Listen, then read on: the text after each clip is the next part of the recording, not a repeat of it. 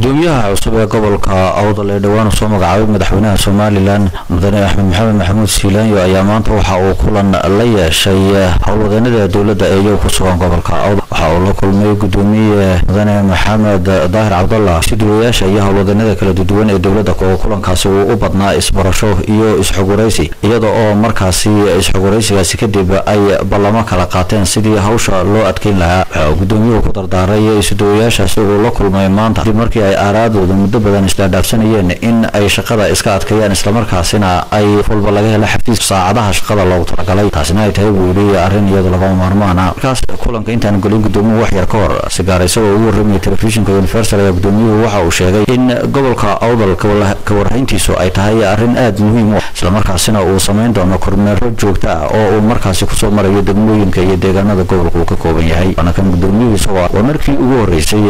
markaasi ay isugu yimaadaan maamulka gobolka waxiisa kala duwan shir ay kaga wada doodayaan iyo arrimo ay kaga wada hadlayaan sidii ay u horumarin lahaayeen howlwadnimadooda iyo shaqo qabadkooda. Xasan Ciise, Universal TV, Boorama.